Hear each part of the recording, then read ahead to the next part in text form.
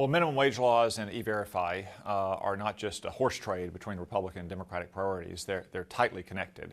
So the minimum wage will give workers a raise that the minimum wage hasn't changed for 12 years now, a little bit more than what it would have if it had been adjusted for inflation each of those years. But obviously, when you raise the minimum wage, that gives unscrupulous employers more incentive to hire illegal aliens. And we want to make sure that those wage gains are going to American workers. And the effect of it will be to create rising wages through tight labor markets because American employers will have to hire American workers first.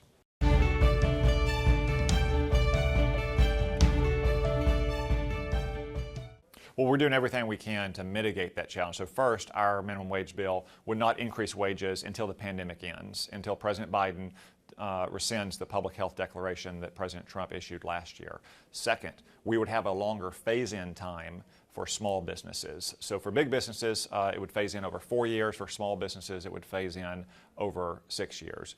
A few other wrinkles, a lot of small businesses or restaurants or bars, we retain the tipped wage, which is lower than minimum, so waiters and waitresses and bartenders can make more than the minimum wage. And we double the length of the summer teenage exception. So currently you can employ teenagers at a wage below the federal minimum wage for 90 days. We would extend that to 180 days to help teenagers who are often working at small businesses get their foot on the economic ladder and be able to work their way up in the workplace.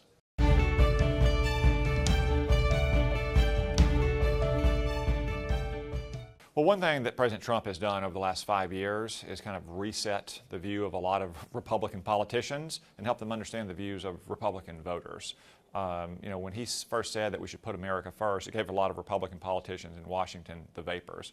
But for most Americans, certainly most Republicans, it's just common sense that America should come first and that American workers should come first.